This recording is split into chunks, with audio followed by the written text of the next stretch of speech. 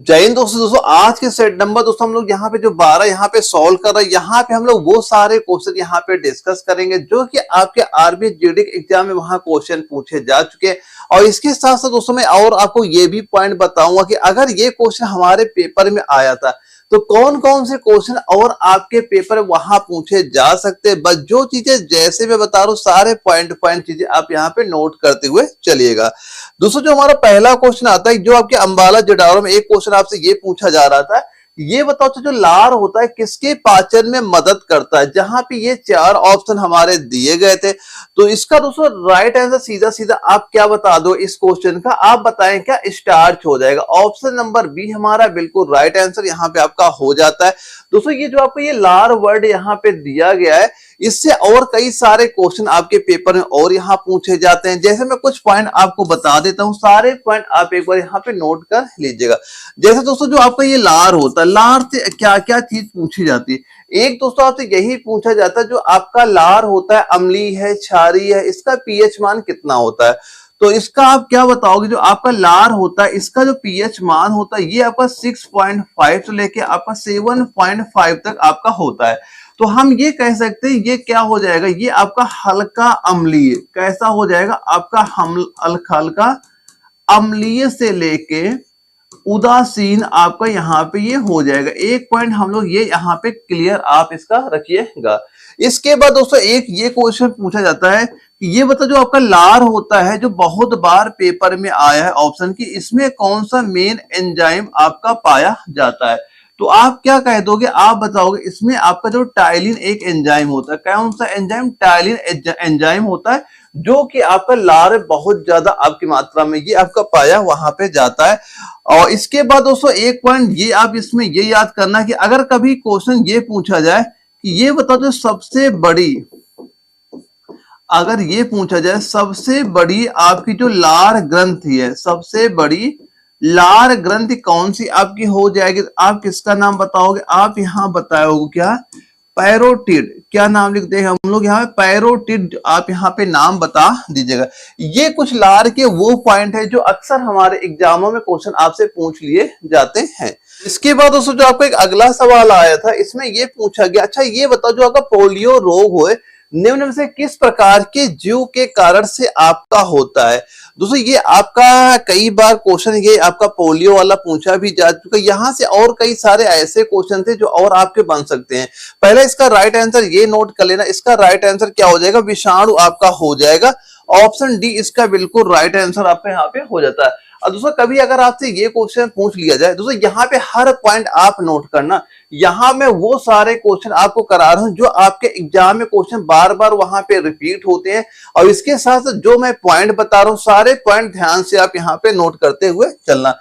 अगर कभी आपसे ये क्वेश्चन पूछ लिया जाए, अच्छा ये बताओ जो आपका विषाणु होता है इसकी खोज किसने की थी, तो आप इसके खोज करता है किसका नाम बताएंगे। आप यहाँ पे नाम लिख लेना, क्या, दिमित्री। क्या नाम नोट करेंगे यहाँ पे, आप सीधा से नाम नोट कर लेना, क्या, दिमित्री। और यहाँ पे हो जाएगा इवानोवस्की, इवानोवस्की ये नाम यहाँ पे आप नोट कर ले, जिन्होंने विषाणु की खोज वहां पे की थी। अब इसके बाद दोस्तों एक पॉइंट ये नोट करना, अगर कभी ये क्वेश्चन पूछा जाए कि ये बताओ किस रोग का टीका सबसे पहले खोजा गया था, ये पॉइंट भी नोट कर लेना कि सबसे पहले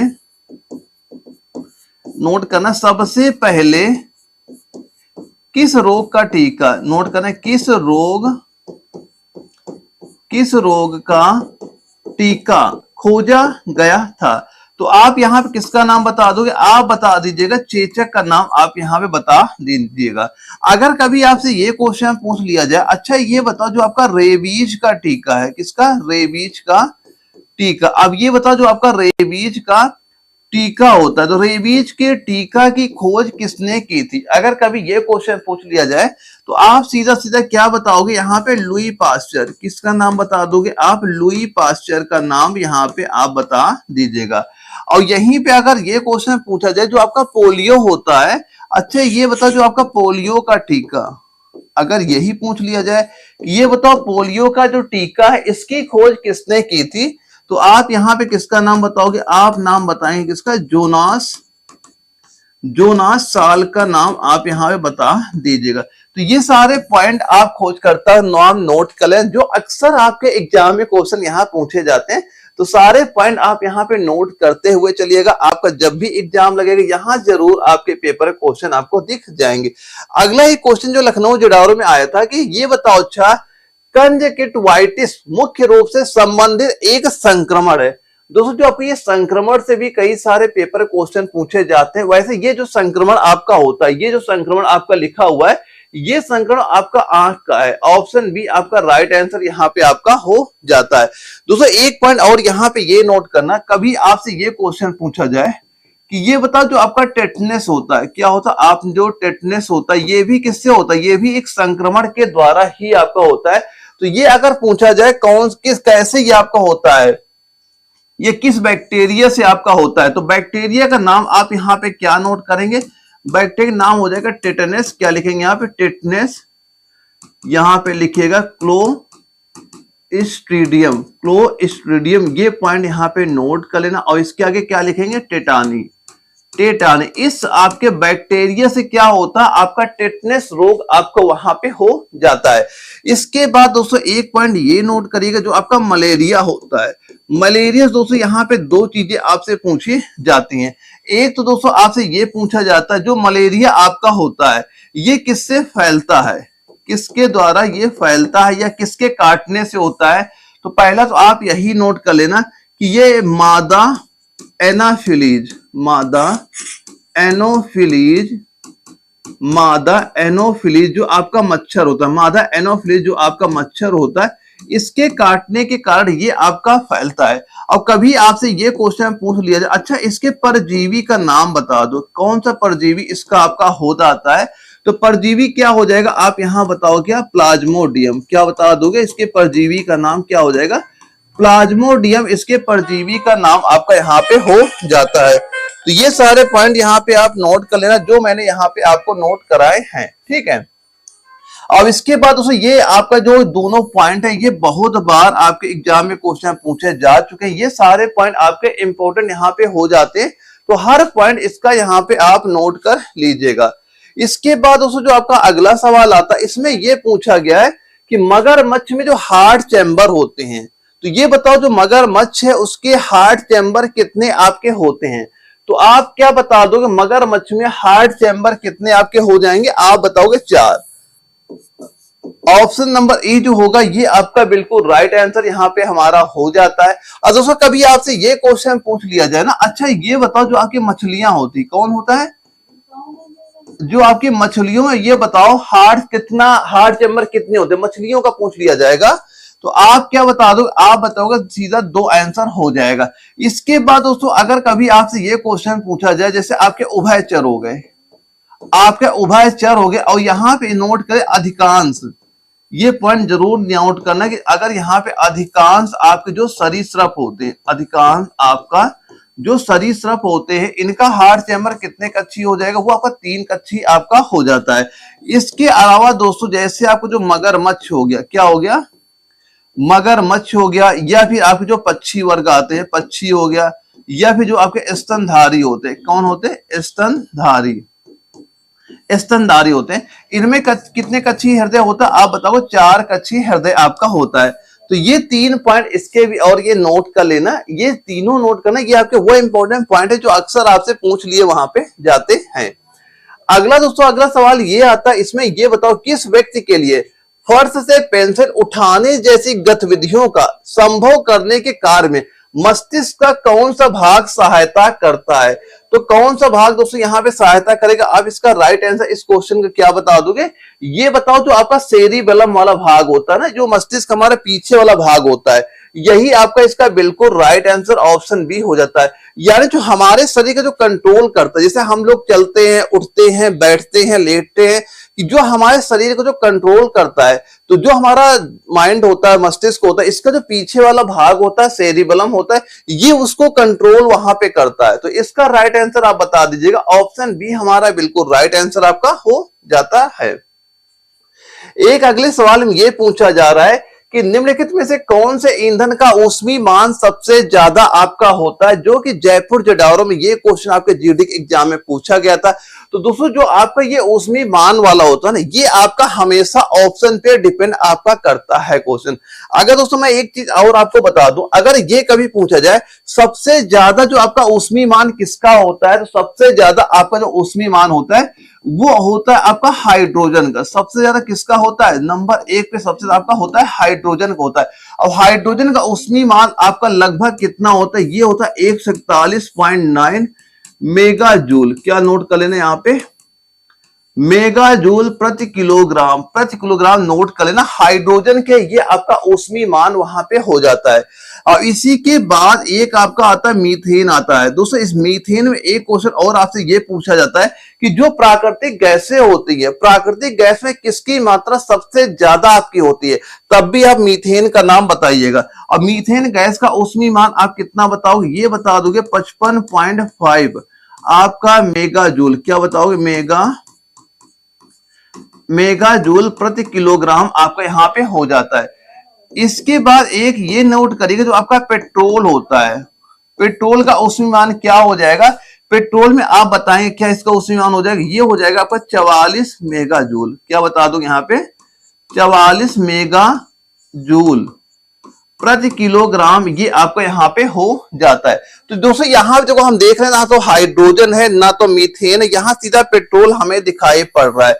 तो इसका राइट आंसर आप बता देंगे पेट्रोल। लेकिन हाँ, इसी ऑप्शन में अगर आपका हाइड्रोजन और मीथेन भी दिया होता तो हम उस पे आंसर आपको उसी पे टिक वहां पे करना होता है। तो इसका राइट आंसर आप पेट्रोल पे यहाँ पे टिक कर देंगे। लेकिन सबसे ज्यादा उसमें आपका हाइड्रोजन का, फिर मीथेन का, ये चीज आप ध्यान रखिएगा। अब ये बता जो आपका परमाणु संख्या किसके बराबर आपकी होती, जो यहाँ पे दिया गया है परमाणु संख्या किसके बराबर होती है, तो आप सीधा सीधा क्या बताओगे, ये आपका प्रोटॉनों की संख्या के बराबर हो जाएगी। ऑप्शन ए इसका आपका बिल्कुल राइट आंसर इस क्वेश्चन का यहाँ पे हो जाता है। और दोस्तों अगर यहाँ प्रोटॉन की बात हो रही ना, प्रोटॉन के बारे में कुछ मैं पॉइंट और आपको बता देता हूं, वो भी एक बार ध्यान रखिएगा। जो आपके प्रोटॉन होते हैं, पहली बात प्रोटॉन के बारे में ये याद करना है कि कभी अगर क्वेश्चन ये पूछ लिया जाए कि जो प्रोटॉन है इसकी खोज किसने की थी, तो आप किसका नाम बताएंगे, आप नाम बता दें किसका, अर्नेस्ट रदरफोर्ड का नाम आप यहां बता देंगे, जिन्होंने क्या किया था, इन्होंने प्रोटॉन की खोज वहां पे की थी। और इसके बाद दोस्तों एक पॉइंट ये बताना कि अगर कभी ये क्वेश्चन पूछा जाए जो आपका प्रोटॉन है इसका द्रव्यमान क्या है, या फिर ये बताओ इसका आवेश, इस पे आवेश आपका कितना वहां पे होता है, तो द्रव्यमान का मान अगर पूछ लिया जाए, आप बताओ 1.67 इंटू 10 की पावर -27 किलोग्राम, ये तो क्या हो जाएगा, इसका द्रव्यमान आपका यहाँ पे हो जाता है। और इसके बाद दोस्तों कभी अगर इसका आवेश पूछे, इसका आवेश कितना होता है, तो आवेश क्या बता दोगे आप, यहाँ 1.602 इंटू 10 की पावर -19 कूलाम का इस पे आपका आवेश यहाँ पे आपका हो जाता है। इतना आपका आवेश यहाँ पे आपका हो जाता है। ये पॉइंट भी यहाँ पे नोट कर लीजिएगा। और इसके बाद दोस्तों जो आपका एक अगला सवाल आता है, इसमें क्या आपसे पूछा जा रहा है, ये बताओ अच्छा किस तत्व का जो तुल्यांकी भार तथा संयोजकता का गुणनफल के बराबर आपका होता है, जो कि दिल्ली एआरओ में ये सीधा सीधा क्वेश्चन हमारा ये पूछा गया था। तो यहाँ पे दोस्तों क्या बता दोगे, ये आप सीधा सीधा आंसर बता दोगे परमाणु भार। ऑप्शन सी आपका राइट आंसर यहाँ पे आपका हो जाता है। और दोस्तों यहाँ पे जो ये परमाणु वर्ड है ना, इससे भी कई सारे क्वेश्चन आपके पूछे गए हैं, वो सारे ध्यान से नोट करना है। बस थोड़ी थोड़ी चीजें आपसे वहां अपडेट करके पूछ ली जाती हैं और इसका पूरा पूरा आंसर आपका वहां पे चेंज हो जाता है। अगर कभी आपसे ये क्वेश्चन पूछा जाए, अच्छा ये बता दो सबसे पहले परमाणु की संकल्पना, देखो पहले नोट करना, सबसे पहले ये चीज ध्यान रखना, अगर लिख के आ जाए सबसे पहले, अगर ये वर्ड लिख जाए सबसे पहले परमाणु की संकल्पना, परमाणु की संकल्पना, अगर ये वर्ड लिख के आ जाए किसने दी थी, तो आप यहां पे किसका नाम बता दोगे, आप नाम बताओगे जॉन डॉल्टन का। किसका नाम बता दोगे, जॉन डॉल्टन का आप बता देंगे। अगर यहीं पे आपसे ये क्वेश्चन पूछा जाए कि ये बताओ, अच्छा अगर ये पूछा जाए, अच्छा ये बताओ जो इलेक्ट्रॉन थी, अगर ये पूछ लिया एक, ये बताना इलेक्ट्रॉन की खोज किसने की थी, अच्छा ये बताओ इलेक्ट्रॉन की खोज किसने की थी, तो यहाँ पे किसका नाम बता दोगे, आपको नाम याद होना चाहिए जे जे थॉमसन का, जे जे थॉमसन का नाम आप यहाँ पे याद रखिएगा। इसके बाद दोस्तों कभी आपसे ये क्वेश्चन पूछा गया, जो आपका परमाणु होता है, क्या होता है, परमाणु के नाभिक, अगर परमाणु के नाभिक के बारे में आपसे पूछा जाए, परमाणु के नाभिक की खोज किसने की थी, आप किसका नाम बता दो, यहाँ पे नाम किसका बताओगे आप, अर्नेस्ट रदरफोर्ड का नाम आप यहाँ पे बता दीजिए, रदरफोर्ड का नाम आप यहाँ पे बता देंगे। तो ये कुछ चीजें आप यहाँ पे याद रखिएगा, जो कि आपके एग्जाम में कई बार क्वेश्चन पूछे जा चुके हैं। इसी बात उसे एक चीज ये यहाँ एक और पॉइंट नोट कर ले, अगर कभी ये पूछा जाए जो परमाणु सिद्धांत है, अच्छा ये बताओ, अगर पूछ लिया जाए ये बताओ जो आपका परमाणु सिद्धांत है ये किसने प्रस्तुत किया, कि जो परमाणु सिद्धांत है ये किसने प्रस्तुत किया था, तो आप यहाँ पे किसका नाम बता दोगे, यहाँ पे नाम बताइएगा किसका, जॉन डाल्टन का नाम आप यहाँ पे याद रखिएगा। तो ये सारे पॉइंट नोट कर ले, बस थोड़ी थोड़ी चीजें आपसे यहाँ पे घुमा फिरा के पूछ ली जाती है और पूरा पूरा आंसर आपको यहाँ पे चेंज हो जाता है। और इसके बाद दोस्तों एक सवाल ये था कि निम्नलिखित में से कौन सा आपका अक्रिय गैस का अणुभार सबसे अधिक है। दोस्तों ये भी क्वेश्चन जो है आपका, ये भी आपका ऑप्शन पे डिपेंड करता है। तो इसके लिए सबसे पहले आपको ये पता होना चाहिए कि जो आपके अक्रिय गैसें हैं कितनी और उनके अणुभार हैं क्या, तभी आप इसका आंसर यहाँ पे दे सकते हैं। तो मैं दोस्तों कुछ आपको अक्रिय गैसों के नाम नोट करा देता हूं। देखो पहले तो आप यहाँ पे नोट हो, यहाँ पे हम लोग क्या क्या नोट कर लेते हैं, एक तो आप ये बताने अक्रिय गैसें हैं कौन कौन सी, और जो आपकी अक्रिय गैसें हैं हम यहाँ पे नोट करते हैं, ये बताओ तो उन्हीं का हम जानेंगे इनकी परमाणु संख्या, इन अक्रिय गैसों की परमाणु संख्या भी जानेंगे और इनका अणुभार, और यहाँ पे हम लोग जानेंगे इनका अणुभार कितना है, उसी के हिसाब से हम लोग अपना आंसर वहां पे देंगे। तो दोस्तों सबसे पहले अगर हम बात किसकी करें, आपकी अक्रिय गैस एक होती है आपके हीलियम, एक अक्रिय गैस आपकी हीलियम होती है। तो हीलियम का जो परमाणु संख्या आप क्या बता दो, परमाणु संख्या 2 हो जाती है, और इसका अणुभार क्या होता है, ये होता है 4.0026, 00 क्या बता दो 26 आपका हो जाएगा ग्राम प्रति मोल, 26 ग्राम प्रति मोल आपका यहाँ पे हो जाएगा। ये तो हो गया हमारा हीलियम का। हीलियम के बाद अगला कौन, जैसे आपका नियॉन होता है, अगला की देखो ये आपका हीलियम होगा, नियॉन होगा। तो नियॉन जो आपकी अक्रिय गैस है इसकी परमाणु संख्या क्या आपकी हो जाएगी, आप बता दो 10 हो जाएगी। अब इसका अणुभार क्या हो जाएगा, ये हो जाएगा 20.1797 ग्राम प्रति मोल। ये ग्राम प्रति मोल भी आप यहाँ पे नोट कर लेना। ये तो हो जाएगा नियॉन को हो जाएगा। नियॉन के बाद एक आएगा आपका आर्गन आएगा, आर्गन का बताओ अच्छा ये परमाणु संख्या आर्गन की कितनी हो जाएगी, आप बता दो 18 हो जाएगी, और इसका अणुभार क्या हो जाएगा 39.948 ग्राम प्रति मोल आपका यहाँ पे हो जाता है। और इसके बाद आर्गन के बाद जो आपका क्रिप्टॉन आता है, फिर कौन सा आएगा, क्रिप्टॉन आपका आ जाएगा, और क्रिप्टॉन का अणुभार आपका 36 होता है, और इसका आपका अणुभार कितना हो जाएगा, ये हो जाएगा 83.798 आपका ग्राम प्रति मोल यहाँ पे हो जाएगा। इसके बाद एक आपका जिनोन आता है, क्या आ जाएगा, जिनोन आपका हो जाता है, इसका परमाणु संख्या आपका 54 हो जाएगी, और इसका जो आपका अणुभार क्या हो जाएगा 131.293 ग्राम प्रति मोल आपका यहाँ पे हो जाता है। जिनोन के बाद उससे क्या होता है आपका रेडॉन आएगा, क्या आएगा, रेडॉन आपका आएगा, और रेडॉन का परमाणु संख्या आपकी होती है 86 होती है, और इसका अणुभार क्या हो जाएगा, ये हो जाएगा 222 ग्राम प्रति मोल आपका यहाँ पे हो जाता है।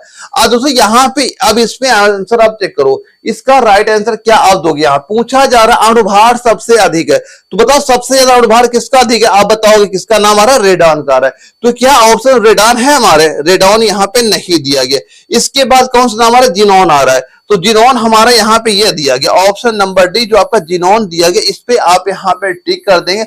अगर जिनोन की जगह कोई भी ऑप्शन हमारा ये आपका रेडॉन यहाँ पे दिया जाता है तो हम लोग रेडॉन पे वहां पे टिक करते हैं। तो ये सारे चीजें आपको जब पता होंगे तभी आप इसका आंसर वहां पे दे पाएंगे, जो कि गया एआरओ में सीधे सीधे केमिस्ट्री वाले क्वेश्चन आपका ये पूछा गया था। अब ये बताओ निम्नलिखित में से कौन सी विद्युत चुंबकीय तरंग की तरंग दैर्घ्य सबसे कम होती है।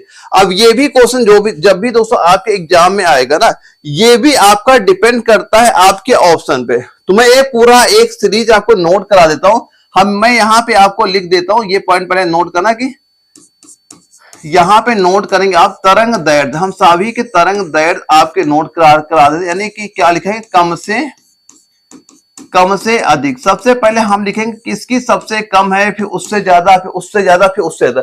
ये भी आपका ऑप्शन जो वहां पे डिपेंड करेगा। तो अगर तरंग दैर्ध्य की बात करें तो सबसे कम किसकी बता दोगे आप? बताओगे जो आपकी गामा किरणें होती, किसकी बता दोगे आप? गामा किरणें। इसके बाद क्या बताओगे? गामा किरण के बाद बताओगे आप एक्स रे, जो आपकी एक्स किरणें होती है, एक्स रे किरण नाम ले लेना। इसके बाद किसका नाम लोगे आप? ले लोगे यहाँ पराबैंगनी। किसका नाम ले लोगे यहाँ पे? पराबैंगनी किरणों का। अब इसके बाद किसका नाम आएगा आपका? जो आपके दृश्य प्रकाश होता है, किसका आ जाएगा? दृश्य प्रकाश का नाम आपका यहाँ पे आ जाएगा। और इसके बाद दृश्य प्रकाश के बाद किसका नाम बता दोगे आप? बता दोगे इसका अवरक्त का, अवरक्त किरण बता दोगे। इसके बाद आप किसका नाम बताओगे? आप बताओगे माइक्रोवेव का नाम आप यहाँ पे बता देंगे। इसके बाद लास्ट में आपका कौन आ जाएगा? ये आपका होता है रेडियो तरंगे। लास्ट में कौन हो जाएगा आपका? रेडियो तरंगे यहाँ पे आपका हो जाता है। अगर यहाँ हमसे ये पूछा जाता कि ये बताओ कौन सी विद्युत चुंबकीय तरंग की तरंग दैर्ध्य सबसे अधिक होती है, तो सबसे अधिक आपका होती है रेडियो तरंग का। और ये सबसे कम किसकी हो जाएगी? सबसे कम गामा किरण की हो जाएगी। और सबसे अधिक अगर हमसे पूछा जाता हम बताते किसका? रेडियो तरंग का। तो सबसे कम में क्या बता दोगे आप? बताओगे किसका? गामा का नाम बता दोगे। ऑप्शन बी आपका यहाँ पे राइट आपका आंसर यहाँ पे हो जाएगा। दोस्तों जो आपके ये ऑप्शन के सीरियल होते हैं ना, आपके एग्जाम में भी ये आपके ऊपर नीचे ऐसे वहां पे अब आने लगे, कभी आपको यहाँ पे कंफ्यूज आपको नहीं होना है। तो ये सारे पॉइंट यहाँ पे एक बार नोट कर लीजिएगा। अगला क्वेश्चन ये आता है कि निम्नलिखित में से कौन सी धातु है? बताओ, सल्फर है, नाइट्रोजन है, ऑक्सीजन है। तो दोस्तों इसमें आपके इनमें से कोई भी आपके धातु नहीं है, आप बता दोगे ऑप्शन डी इसका बिल्कुल राइट आंसर यहाँ पे हो जाता है। और दोस्तों जो आपका ये धातु वाला है ना, धातु कैसे कैसे क्वेश्चन और आपके एग्जाम में वहां पूछे गए थे, वो भी सारे पॉइंट एक बार नोट करना। अगर दोस्तों कभी आपसे ये क्वेश्चन पूछा जाए, क्या चीज सबसे हल्की, अगर ये पूछा जाए, अच्छा ये बताओ सबसे हल्की धातु, सबसे हल्की धातु का नाम बता दो। सबसे हल्की धातु कौन सी आपकी हो जाएगी? तो आप नाम किसका बताओगे? आप नाम बताओगे किसका? लिथियम का। किसका नाम बता दोगे यहाँ पे? आप नाम बता दीजिएगा किसका? लिथियम का। लिथियम का नाम आप यहाँ पे याद रखिएगा। और वहीं पे अगर ये क्वेश्चन पूछा जाए सबसे अधिक सक्रिय धातु, सबसे अधिक आपसे सक्रिय धातु अगर आपसे ये पूछ लिया जाए तो आप किसका राइट आंसर बताओगे? तो बता दीजिएगा फ्रेंसियम का। तो हम लोग किसका आंसर बता देंगे? आप बताएंगे किसका? फ्रेंसियम का आप यहाँ पे राइट आंसर यहाँ बता दीजिएगा। और कभी ये क्वेश्चन पूछा जाए अधिक चालक धातु, अधिक चालक धातु अगर आपसे पूछ ली जाए तो आप किसका राइट आंसर बताओ? जैसे आपका गोल्डन, गोल्ड भी होता है, सिल्वर भी होता है, कॉपर का नाम आप यहाँ पे बता देंगे। अब एक आप इंपॉर्टेंट एक ये पॉइंट नोट करना, जो कि आपका अक्सर एग्जाम में क्वेश्चन पूछा जाता है, किसके बारे में? जो आपका पारा होता है, जो आपका पारा होता है, मरकरी होती है, इसके बारे में एक क्वेश्चन ये पूछा जाता है कि समान तापमान पर द्रव अवस्था में रहने वाली धातु, ये क्या होती है आपकी? समान ताप पर ये द्रव अवस्था में, लिक्विड अवस्था में ये रहती है। तो ये ध्यान रखना, ये पेपर कई बार क्वेश्चन पूछा गया है कि उस धातु का नाम बताओ जो कमरे के तापमान पर लिक्विड या द्रव अवस्था में आपकी रहती है। आप पारा का नाम याद रखिएगा, आपके एग्जाम में कई बार क्वेश्चन यहां से पूछा जा चुका है। अगले क्वेश्चन दोस्तों ये पूछा गया है, किसी अभिक्रिया से एक उत्प्रेरक का कार्य क्या होता है? तो दोस्तों जो आपका ये क्वेश्चन जब आपका दानापुर जड़ाव वहां पूछा गया था, वैसे यहाँ पे इसका राइट आंसर ऑप्शन सी माना गया था, लेकिन आपके हमें ये दोनों ऑप्शन आपको राइट यहाँ पे लगते हैं, क्योंकि जो आपका उत्प्रेरक होता है, ये जो आपकी रासायनिक अभिक्रिया होती है, इसकी गति को बढ़ाता भी है और इसकी गति को कम भी वो वहां पे करता है। तो इसका वैसे आंसर दोनों आपके सही हो रहे, लेकिन जब ये दानापुर जड़ाव में क्वेश्चन पूछा गया था, यहाँ पे ऑप्शन सी पे सही माना गया था। तो आप भी अगर एग्जाम में आपकी रिपीट हो जाता, आपको ऑप्शन नंबर सी पे ही यहाँ पे टिक कर देना है।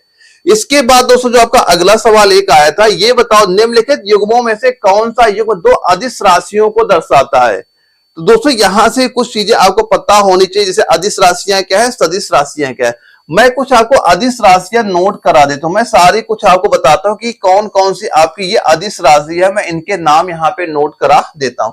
जैसे अगर कभी ये दो आपका द्रव्यमान होता है, क्या एक नाम आप याद रखिएगा, जैसे द्रव्यमान आपका हो गया, या फिर आपका जो समय हो गया, क्या हो गया आपका समय हो गया। समय के बाद एक याद करिए, इससे आपका तापमान हो गया, क्या हो गया? तापमान हो गया। इसके बाद जैसे आपका एक ऊर्जा हो गया, ऊर्जा के बाद जैसे आपका एक शक्ति हो गया, क्या हो गया? शक्ति हो गया, इसके बाद जैसे आपका दाब हो गया, दाब के बाद जैसे आपका एक दूरी हो गया, क्या हो गया, दूरी हो गया, दूरी के बाद जैसे आपका क्षेत्रफल हो गया, और क्षेत्रफल के बाद जैसे आपका एक नोट करे से आपका वजन यानी वेट आपका हो गया, और वजन के बाद एक नोट करे से आपका आयतन हो गया, क्या आयतन, आयतन के बाद एक लिखेगा जैसे आपका घनत्व हो गया, एक क्या हो गया आपका घनत्व। ये सारे क्या हो जाएंगे, ये आपकी अदिश राशियां यहाँ पे आपकी हो जाएंगी। तो इसका राइट आंसर क्या बता दोगे, ये बता दोगे दूरी और जो चाल होती है, ऑप्शन नंबर एक क्या हो जाएगा, आपकी अदिश राशियों को ये आपकी दर्शाता है। ये आपका राइट आंसर यहाँ पे आपका हो जाता है। इसके बाद दोस्तों एक जो अगला सवाल था, ये बताओ अच्छा, किसी एक छोटी अवधि के दौरान किसी पिंड पर लगने वाले बल को किस रूप में आपका जाना जाता है। तो इस बल को हम लोग किस रूप में जानते हैं, ये आप जानते हैं आवेग के रूप में जानते हैं। ऑप्शन ए आपका यहाँ पे राइट आंसर आपका हो जाता है। और आवेग का फॉर्मूला क्या होता है, ये P बराबर होता है क्या, M गुणे V। जहां पे P आवेग है, ये द्रव्यमान हो जाएगा, ये आपका वेग यहाँ पे हो जाता है। और यहाँ पे ये सारे चीजें यहाँ पे नोट, अगर कभी ये क्वेश्चन पूछा जो आपका जो आवेग होता है, ये बताओ जो आवेग की यूनिट आपकी क्या होती है, तो क्या बता दोगे आप, किलोग्राम मीटर पर सेकेंड इसकी यूनिट वहां पे आपकी हो जाती है। तो ये दोनों पॉइंट भी, इसका फार्मूला क्या होता है और इसकी यूनिट क्या होती है, ये आपको पता यहाँ पे होनी चाहिए। अगला सवाल दोस्तों ये आता है, इसमें पूछा जा रहा है सदिश राशियां दी जा रही है। अब बताओ सदिश राशि कौन सी है। तो दोस्तों इसके लिए भी मैं कुछ पॉइंट आपको बता देता हूँ कि कौन सी आपकी सदिश राशियां यहाँ पे आपकी हो जाती, जो आपको पता वहां पे होनी चाहिए। जैसे एक तो आपको वेग पता होना चाहिए, क्या पता होना चाहिए, वेग हो गया, एक आपका जैसे त्वरण हो गया, एक आपका जैसे बल हो गया, क्या हो गया, बल हो गया। इसके बाद जैसे आपका आवेग हो गया, क्या हो गया आपका, आवेग हो गया। इसके बाद जैसे आपका गति हो गया। एक आपको जैसे चुंबकीय क्षेत्र, क्या हो गया, चुंबकीय क्षेत्र आपका हो गया। एक आप यहाँ पे याद करना जैसे आपका विद्युत क्षेत्र, एक क्या लिख लोगे यहाँ पे आप, विद्युत क्षेत्र यहाँ पे लिख लेना। एक क्या लिख लोगे यहाँ जैसे आपका ध्रुवीय बल, एक और ये नोट करना जैसे कि आपका ध्रुवीय बल, ये भी पॉइंट यहाँ पे नोट कर लें। ये सारे क्या हो जाएंगे, सदिश राशियां आपकी यहाँ पे हो जाएंगी। तो आप क्या बताओ, जो आपका गुरुत्वाकर्षण तीव्रता है ना, ऑप्शन डी, ये आपकी सदिश राशि यहाँ पे आपकी हो जाएगी। तो ये सारे पॉइंट एक बार आप यहाँ पे नोट कर लीजिएगा। अब इसके बाद दोस्तों हमारे जीके वाला पार्ट होता है, वो आपका स्टार्ट हो जाता है। 15 क्वेश्चन हमारे जीके के भी आपके पूछे जाते हैं। देखो पहला क्वेश्चन ये आया है, निम्नलिखित में से अलकनंदा और मंदाकिनी का संगम कौन सा है। तो दोस्तों ये जो संगम होता है, जहां पे दो नदियों का मिलन होता है, उसे आपका संगम कहा जाता है। तो ये पूछा गया, ये कौन सा आपका राइट आंसर यहाँ पे हो जाएगा। तो आप क्या बताओगे, सीधा रुद्रप्रयाग, ऑप्शन डी यहाँ पे राइट आंसर आपका हो जाता है। तो दोस्तों यहाँ पे कुछ चीजों के आप ये नोट कर लेना, उनके उद्गम स्थल, क्योंकि इस समय आपके चांस बहुत है कि जैसे गंगा नदी हो गया, यमुना नदी हो गई, इनके उद्गम स्थल भी आपसे पूछे जा सकते हैं, क्योंकि महाकुंभ इस समय आपका चल रहा है। तो दोस्तों कभी आपसे यहां पहला नोट करना जो आपकी गंगा नदी है। अगर ये क्वेश्चन पूछा जाए गंगा नदी का उद्गम कहां से हुआ, यानी गंगा नदी कहां से निकलती है, तो आप यहाँ पे क्या बता दोगे, यहाँ पे सीधा सीधा बताइए क्या, गंगोत्री ग्लेशियर। तो आप यहाँ पे क्या याद करेंगे, गंगोत्री ग्लेशियर का नाम आप यहाँ पे याद करें। और गंगोत्री ग्लेशियर है कहां, ये आपका उत्तराखंड में आपका यहाँ पे हो जाता है। इसके बाद अगर कभी आपसे यमुना नदी का उद्गम स्थल आपसे पूछ लिया जाए, तो आप क्या बताओगे, आप यहाँ पे बताइए क्या, यमुनोत्री ग्लेशियर। क्या बता दोगे आप यहाँ पे, यमुनोत्री और ग्लेशियर, आप यहाँ पे ये नाम आप याद रखिए। और ये यमुनोत्री ग्लेशियर भी कहाँ पे आपका, ये भी आपका उत्तराखंड में आपका यहाँ पे हो जाता है।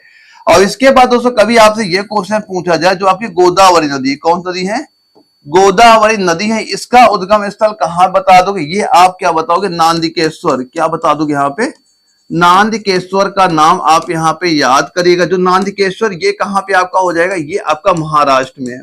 कौन से राज्य में हो जाएगा, आप महाराष्ट्र का नाम यहाँ बता देंगे। इसके बाद जैसे आपको जो कावेरी नदी है, जो कावेरी नदी है, इसका उद्गम स्थल कहाँ बता दो, कावेरी नदी का, ये आप क्या बताओगे, कूथू। क्या नोट करोगे, कूथू मलाई, कूथू मलाई, ये नोट यहाँ पे कर लेना। ये कहाँ पे आपका हो जाएगा, ये आपका कर्नाटक में, ये कहाँ पे है आपका, कर्नाटक राज्य में आपका हो जाता है। एक नदी और यहाँ पे नोट कर ले, जो आपकी नर्मदा नदी होती है। अगर इसका उद्गम स्थल आपसे पूछा जाए, तो इसका कहाँ बता दो, ये बताना क्या, अमरकंटक। कहाँ बता दोगे इसका, अमरकंटक की पहाड़ियां, जो कहाँ है, मध्य प्रदेश में आपका है। तो इन नदियों का उद्गम स्थल भी याद कर लेना। जो कि अक्सर हमारे एग्जामों में ये क्वेश्चन आपके रिपीट वहां पे हो चुके हैं। इसके बाद दोस्तों एक अगला सवाल आता है, ये बताओ स्थल मंडल, जल मंडल और वायुमंडल के बीच संपर्क का संकीर्ण क्षेत्र जहां प्राकृतिक वनस्पति और वन्य जीव मौजूद होते हैं उन्हें क्या कहा जाता है? तो हम लोग क्या कहते हैं, उन्हें जैव मंडल कहा जाएगा। यहाँ पे आप क्या भर दोगे, ऑप्शन नंबर सी है, जैव मंडल आपका कहा जाएगा। ऑप्शन सी आपका राइट आंसर आपका हो जाता है। गया एआरओ में सीधे सीधे क्वेश्चन आपका ये पूछा गया था। अब ये बता दो अच्छा, जो लेसल पतु किस भारतीय राज्य का लोक नृत्य है? दोस्तों लोक नृत्य से आपके एग्जाम में कई क्वेश्चन यहाँ पूछे भी गए हैं लोक नृत्य से। मैं कुछ आपको जो फेमस आपके लोक नृत्य है और ये किस राज्य में प्रसिद्ध है वो सारे मैं आपको यहाँ पे नोट करा दूंगा। देखो पहले इसका राइट आंसर नोट कर लेना, ये क्या हो जाएगा आपका, हो जाएगा नागालैंड। क्या हो जाएगा, नागालैंड। ऑप्शन बी आपका राइट आंसर यहाँ पे हो जाता है। और दोस्तों यहाँ पे एक पॉइंट ये नोट करना कि आपको जो आंध्र प्रदेश राज्य में, अगर देखो एक लोक नृत्य आंध्र प्रदेश राज्य का है जो कि बहुत फेमस है, वो कौन सा है, वो आपका है कथकली। वो कौन सा हो जाएगा आपका, कथकली हो जाएगा, ये नोट कर लेना। इसके बाद एक पॉइंट नोट करना असम राज्य का। असम राज्य का एक लोक नृत्य है जो आपकी बिहू नाम से फेमस है, ये भी बहुत फेमस आपका यहाँ पे हो जाता है। इसके बाद एक नोट करना जैसे जो बिहार राज्य का, किस राज्य का, बिहार राज्य का, यहाँ पे एक आप नोट करेगा छिछिया। एक नोट क्या करोगे यहाँ पे, छिछिया। ये लोक नृत्य यहाँ बिहार राज्य बहुत फेमस आपका यहाँ पे हो जाता है। और एक नोट ये करना जो आपका गुजरात राज्य, कौन सा राज्य लिख लेंगे यहाँ पे, अब यहाँ पे आप लिखिएगा गुजरात राज्य। अब गुजरात राज्य में कौन सा लोक नृत्य बहुत फेमस है, आप क्या याद करोगे, जैसे कि एक तो लिख लेना गरबा, एक नोट करना क्या, डांडिया। एक लिख लेना आप क्या यहाँ पे, डांडिया। अब ऐसे ही एक यहाँ पे नोट करना कि जो आपका केरल राज्य का, एक ये नोट कर लेना केरल राज्य का। तो यहाँ पे क्या याद रखना, एक यहाँ का जो मोहिनी अट्टम है, क्या है, मोहिनी अट्टम है, ये बहुत फेमस आपका यहाँ पे लोक नृत्य आपका हो जाता है। एक और नोट करें जो आपका महाराष्ट्र राज्य, क्या है, महाराष्ट्र। अब महाराष्ट्र राज्य में कौन सा लोक नृत्य फेमस है, आप जैसे कि आप बताओगे क्या, जैसे आपका लावड़ी हो गया, क्या हो गया आपका, एक लावड़ी हो गया, एक आपका नौवारी हो गया, एक क्या हो जाएगा आपका, नौवारी हो जाएगा, जो कि आपके महाराष्ट्र बहुत फेमस लोक नृत्य आपके ये यहाँ पे हो जाते हैं। ये कुछ मैंने लोक नृत्य नोट कराए, ये सारे आप यहाँ पे नोट कर लीजिएगा। अगला सवाल दोस्तों ये आता है, ये बताओ किस खनिज के बरीड सनशाइन के रूप में जाना जाता है? तो किसको जाना जाएगा, आप क्या बता दो, कोयला को आपका जाना जाता है। ऑप्शन ए आपका राइट आंसर यहाँ पे आपका हो जाता है। दोस्तों कोयला में दो चीज आप याद करना, अगर कभी आपसे ये क्वेश्चन पूछा जाए कि उच्च गुणवत्ता वाला, अगर पूछा जाए उच्च गुणवत्ता वाला कोयला आपका कौन सा हो जाएगा, तो आप किसका नाम बताओगे, आप यहां नाम किसका बताओगे, एंथ्रासाइड का। किसका नाम बता दोगे, एंथ्रासाइड का नाम आप यहां पे याद कर लीजिएगा, क्योंकि जो आपका एंथ्रासाइड होता है इसमें कार्बन की मात्रा सबसे ज्यादा आपकी पाई जाती है। वहीं पे अगर आपसे ये क्वेश्चन पूछा जाए, अच्छा निम्न गुणवत्ता वाला कोयला आपका कौन सा हो जाएगा, तो आप किसका नाम बताओगे, आप बताओगे लिग्नाइट का। किसका नाम बताओगे, लिग्नाइट का। इसमें क्या होता है, कार्बन की कमी होती है, कार्बन कम होता है, क्या लिख लेंगे, कार्बन की मात्रा इसमें आपकी कम होती, और इसमें क्या हो, कार्बन की मात्रा आपकी यहाँ पे अधिक होती। ये चीज यहाँ पे ध्यान रखिएगा कि उच्च गुणवत्ता वाला कोयला आपका एंथ्रासाइड होता है, निम्न वाला आपका लिग्नाइट कोयला आपको यहाँ पे हो जाता है।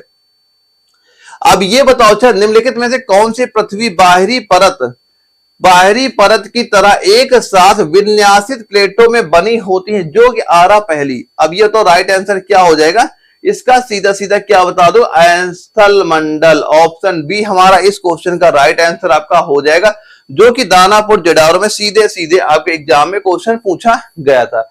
अब ये बता किस खनिज को मूर्खों का सोना, किस खनिज को आपका मूर्खों का सोना कहा जाता है? तो मूर्खों का सोना किसे कहा जाएगा, आप बताओ क्या, पाइराइट को, क्योंकि ये केवल इसका कलर ऐसा होता है, सोने जैसा लगता है, लेकिन ये सोना आपका नहीं होता है। तो आप क्या राइट आंसर बताओगे, मूर्खों का सोना पाइराइट को आपका ये कहा जाता है। और कभी पाइराइट का अगर सूत्र पूछ लिया जाए क्या होता है, आप क्या बता दोगे, FeS2। ये पाइराइट का आपका रासायनिक सूत्र भी आप यहां पे नोट कर लीजिएगा। अब ये बताओ सूर्य ग्रहण तब होता है जब, ये सभी को पता है सूर्य ग्रहण कब होता है। सूर्य ग्रहण आपका तब होगा कि जब आपका ये चंद्रमा जो आपका होता है ये पृथ्वी और सूर्य के बीच जब भी आपका आ जाएगा तो आप क्या बता दोगे, सूर्य ग्रहण आपका यहाँ पे हो जाएगा। तो इसका राइट आंसर सीधा सीधा क्या बता दोगे, ऑप्शन नंबर बी हमारा इस क्वेश्चन का बिल्कुल राइट आंसर हमारा ये हो जाता है। अगले सवाल में ये पूछा गया, अच्छा ये बताओ जो आपका जादू घोड़ा है किस लिए जाना जाता है, तो जादू घोड़ा किसके लिए आपका ये फेमस है, आपका ये गया एआरओ में जब क्वेश्चन आया था तो आप क्या बता दोगे, ये आपका यूरेनियम के भंडारों के लिए आपका फेमस है। ऑप्शन बी आपका राइट आंसर आपका यहाँ पे हो जाएगा। और अगर कभी ये क्वेश्चन पूछ लिया जाए जो आपके जो जादू घोड़ा में जो खाने पाई जाती है इसमें यहाँ खनन कब से स्टार्ट हुआ, खुदाई यानी जो यहाँ पे ये निकाला जाने लगा कब से ये हुआ था, तो आप क्या बता दो, यहाँ पे डेट याद करेंगे 1967 से 1967 से यहाँ पे खनन होना स्टार्ट आपका कर दिया गया था। अगले सवाल में पूछा गया है निम्नलिखित में से कौन सी श्रेणी हिमालय के अनुदैर्ध्य विस्तार में इसकी 3 समांतर श्रेणियों में से एक आपकी नहीं है, पूछा जा रहा है कौन सा आपका यहाँ पे नहीं है, ये यहाँ पूछा जा रहा है कौन सा आपका यहाँ पे नहीं है। तो नहीं वाले में क्या बता दोगे, यहाँ देखो जो आपका नहीं लिखा है यहाँ हिमाद्री भी हो जाएगा, शिवालिक भी हो जाएगा, और ये जो वो हिम शिखा दिया गया है हिम शिखा आपका नहीं होगा। ऑप्शन बी आपका राइट आंसर इस क्वेश्चन का यहाँ पे हो जाएगा, जो कि आगरा एआरओ में सीधा सीधा यहाँ पूछा गया था। और अगले सवाल दोस्तों ये पूछा जा रहा, अब ये बताओ जो काबनी नदी किसकी एक सहायक नदी है, कावेरी नदी किसकी एक सहायक नदी आपकी हो जाएगी, ये बता दोगे क्या, कावेरी की, किसकी, कावेरी की हो जाएगी। ऑप्शन ए आपका राइट आंसर यहाँ पे हो जाता है। दोस्तों आपके एग्जाम में जो गंगा नदी हो गई, यमुना नदी हो गई, ये जरूर आप ध्यान रखिएगा, कम से गंगा अगर कभी ये क्वेश्चन पूछा जाए कि ये बताओ जो गंगा नदी है, गंगा नदी के सहायक नदियां कौन कौन सी, सारी नदियां आप यहाँ पे नोट कर लेंगे। जैसे कि इसकी सहायक नदी क्या हो जाए, एक तो आप नोट करिए क्या, यमुना नदी यहाँ पे नोट कर लीजिए क्या, यमुना एक नोट कर ले, जैसे आपका घाघरा, एक नोट करिए घाघरा हो गया, फिर नोट करें जैसे आपका गंडक हो गया, क्या हो गया, गंडक हो गया, जैसे आपका चंबल हो गया, कौन नदी, चंबल नदी हो गई। इसके बाद जैसे आपकी सोन नदी यहाँ पे लिखिएगा, सोन नदी हो गया, और यहाँ पे लिख लेना जैसे दामोदर, क्या लिख लोगे यहाँ पे, दामोदर लिख लीजिए। फिर यहाँ पे नोट करना जैसे आपका राम गंगा, क्या लिख लोगे यहाँ पे, राम गंगा लिख लेना। एक यहाँ पे नोट करना क्या, कालिंदी, एक और नोट करना काली। ये सारी क्या होती है, गंगा नदी की सहायक नदियां होती हैं, और गंगा नदी की सहायक नदी बहुत बार आपके एग्जाम में क्वेश्चन यहाँ पूछ लिए गए हैं।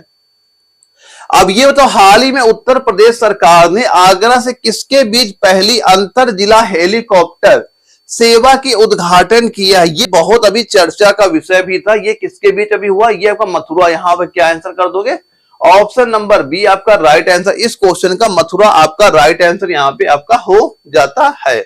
और इसके बाद एक क्वेश्चन ये पूछा जा रहा है, ये बताओ भारत का पहला कृषि डेटा एक्सचेंज और कृषि डेटा प्रबंधन फ्रेमवर्क किस राज्य में लॉन्च किया, तो ये आपका किस राज्य का लॉन्च किया गया था, तो यहाँ पे आप क्या बता दोगे, ये हो जाएगा आपका तेलंगाना राज्य ने इसे लॉन्च किया था। ऑप्शन बी इसका राइट आंसर यहाँ पे आपका हो जाता है।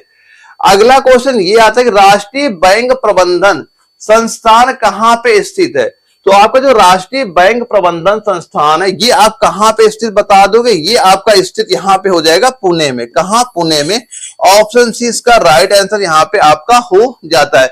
और कभी अगर ये क्वेश्चन पूछा जाए, अच्छा ये बताओ इसकी स्थापना कब हुई थी, स्थापना कब हुई, तो आप क्या बता दो, ये आपके 1969 में भारत सरकार के उपक्रम से इसकी स्थापना यहाँ पे हुई थी।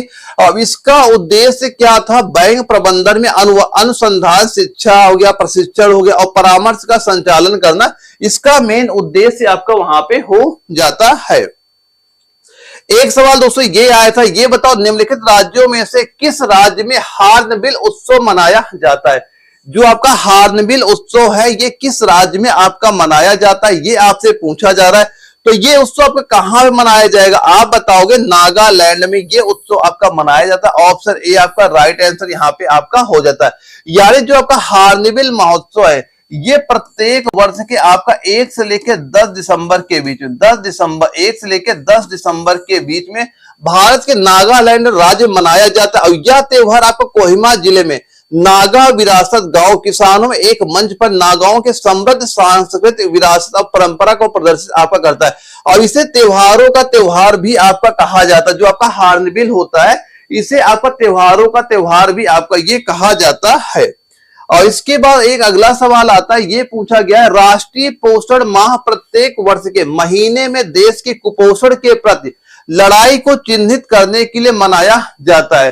तो क्या राइट आंसर कौन सा महीना आपका हो जाएगा, आप बताओ। सीधा सीधा सितंबर का महीना हो जाएगा। ऑप्शन नंबर डी आपका बिल्कुल राइट आंसर। तो इसके बाद दोस्तों हमारा अगला सवाल आता है, यहां से हमारे मैथ के क्वेश्चन स्टार्ट हो जाते हैं। 15 क्वेश्चन आपके मैथ के यहाँ पूछे जाते हैं। देखो पहला क्वेश्चन ये पूछा जा रहा है, 3 वर्षों के 10% प्रतिवर्ष की दर से चक्रवृद्धि ब्याज और साधारण ब्याज का अंतर अगर आपका 155 रुपए है तो मूलधन पूछा जा रहा है। मूलधन आपका क्या यहाँ पे हो जाएगा। देखो हमें एक चीज ये पता है कि अगर ये बताओ, देखो जो आपका कंपाउंड इंटरेस्ट होता है, चक्रवृद्धि ब्याज होता है, इसमें क्या होता है ब्याज का ब्याज हमें मिलता है। तो अगर आपका एक साल में आपका 10% हिसाब से ब्याज मिलता है तो ये बताओ जो आपका कंपाउंड इंटरेस्ट होगा ये आपका 3 साल का कितना हो जाएगा। तो ये आप सीधा सीधा क्या बताओगे, ये आपका हो जाएगा 33.1% आपका यहाँ पे हो जाता है। और यहीं पे 3 साल का आपका साधारण ब्याज कितना हो जाएगा, सिंपल इंटरेस्ट क्या हो जाएगा। क्योंकि साधारण ब्याज क्या होता है ये आपका हर साल उतना ही मिलता है। इस साल 10% मिला है अगले साल भी 10% मिलेगा, उसके अगले साल 10% मिलेगा। तो 3 साल का 10-10-10 आप जोड़ोगे ये कितना आपका हो जाएगा, ये हो जाएगा 30% यहाँ पे हमारा हो जाता है। ये तो हमारे हो गया कि हमें ब्याज कितना मिल रहा है। देखो यहाँ पे ये डिफरेंट दिया गया 155 रुपए। अब यहाँ बताओ इनका अगर हम अंतर ले 33.1 और 30 का अंतर कितना हो जाएगा, ये हमारा हो रहा 3.1% का डिफरेंट यहाँ पे हो रहा है। अब यही चीज आपका इसके बराबर यहाँ पे दिया जा रहा है। अब पूछा गया मूलधन बताओ, तो मूलधन जो आपका होता है ये आपका हमेशा 100% हमारा क्या होता है मूलधन आपका हो जाता है। तो यहां पे अगर आपका दिया जा रहा 3.1% बराबर हमारा दिया गया 155 के दिया गया आपका, तो ये क्या हम यहाँ पे 100% का मान नहीं निकाल, 100% क्या हो जाएगा, ये हो जाएगा आपका 155 बटे 3.1 हो जाएगा गुड़े आपका ये 100 हो जाएगा यहाँ पे। तो इसको सॉल्व करो, ये कितना निकल के आएगा, ये निकल के आ जाएगा 5000 हमारा निकल के आ जाएगा। तो आप यहाँ पे ये कह सकते हो कि आपका मूलधन कितना हो जाएगा 5000 रुपए हो जाएगा। यानी कि ऑप्शन नंबर डी इसका बिल्कुल राइट आंसर इस क्वेश्चन का यहाँ पे हो जाता है। तो ये सारे पॉइंट यहाँ पे आप नोट कर लीजिएगा। अगले सवाल दोस्तों ये पूछा गया, अच्छा ये बताओ रीना, वीना और विमला एक काम को कम से 4 घंटे, 8 घंटे, 12 घंटे पूरा कर सकते हैं। तो हमें ये बताओ यदि वे मिलकर एक साथ काम करते तो काम को पूरा होने में कितना समय आपका लगेगा। जब भी आपका ये क्वेश्चन पूछा जाएगा बिल्कुल इजी सवाल हो, रीना, वीना, विमला। तो यहाँ पे नाम लिख लिया हमने किसका, यहाँ लिखा रीना का नाम लिखा, यहाँ पे हमने लिख दिया वीना का नाम लिख लिया, और यहाँ पे हमने वीना सही कर लेना, यहाँ पे लिख दिया किसका, वीना का नाम लिख लिया, और अगला नाम किसका हो गया, विमला का नाम यहाँ पे आपका हो गया। ठीक है, अब यहाँ पे दिया गया 4 घंटे, 8 घंटे, 12 घंटे। ये अगर काम कर रहे हैं 4 घंटे में, 8 घंटे में, ये 12 घंटे, तो सबसे पहले क्या करो इन तीनों का एलसीएम ले लो। तो 4, 8, 12 का एलसीएम कितना हो जाएगा, ये आप बताओगे 24। तो हमें ये पता है जो आपका ये एलसीएम निकल के आएगा ये 24 क्या होता है, हमें इतना काम यहाँ पे कराना है। अब देखो 4 का भाग 24 में करो, यहाँ कितना हो गया, यहाँ पे 6 आ गया, 8 का क्या ये आपका 3 हो गया, 12 का ये आपका 2 हो गया। इसका मतलब ये हुआ कि जो रीना है इसकी प्रति घंटे कार्य करने की क्षमता कितनी है, 6 यूनिट है। और वैसे आपकी विमला की कितनी 12 है, वैसे आपकी वीना की 3 यहाँ पे आपकी हो जाती है। हम यहाँ पे अगर देखें रीना, वीना, विमला, अगर यहाँ पे हम ये चीज लिख सकते हैं कि रीना और प्लस आपके जो रीना होगा और यहाँ पे लिख देना वीना और प्लस जो विमला है, अगर इन तीनों को मिला दें तो ये 1 घंटे में कितना काम करेंगे, तो 6, 3, 9, 10, 11, 1 घंटे में काम कर रहे हैं, ये आपके 11 यूनिट काम कर रहे हैं और कुल काम हमें 24 कराना है।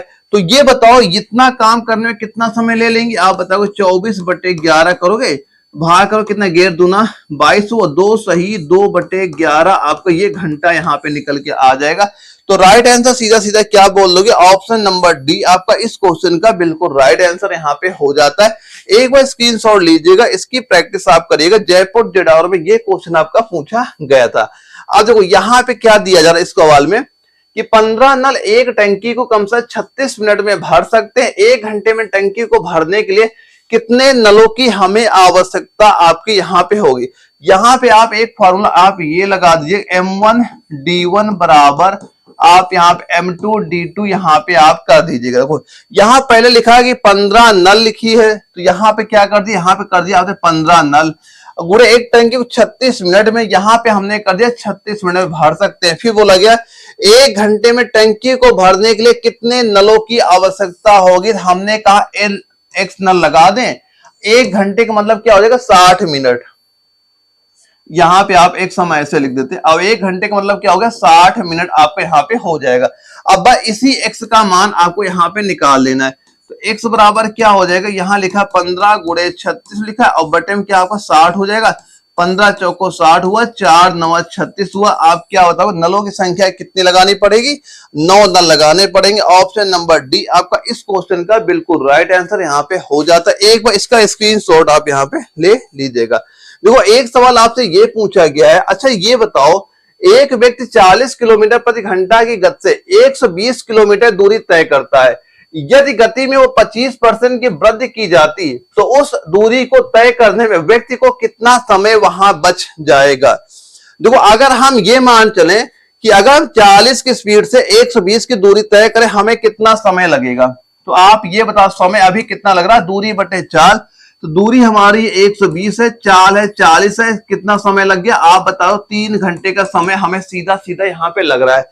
अब यदि बताएगा यदि इसकी जो चाल है 25% की वृद्धि कर दे, अगर हमारी ये बताओ अगर अभी हमारी चाल 40 दी जा रही है, अगर इसमें चाल आपकी 40 दी गई, अगर इसमें 25% की वृद्धि कर दोगे यानी इससे हम कर दें 125 बटे आप इसे 100 कर दो।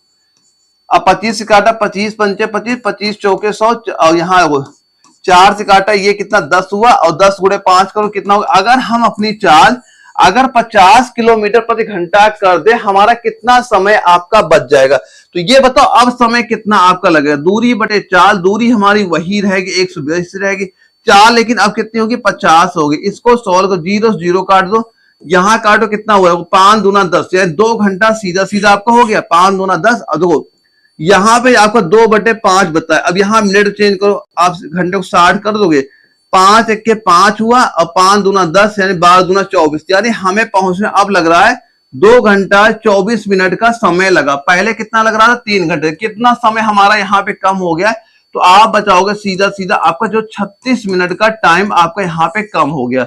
तो आप क्या बताओ कितना समय हम बचा लेंगे 36 मिनट का। ऑप्शन नंबर बी आपका बिल्कुल राइट आंसर इस क्वेश्चन का हो जाएगा। एक बार स्क्रीनशॉट इसका ले लीजिएगा, बाद में प्रैक्टिस आप जरूर करिएगा सारे क्वेश्चन की।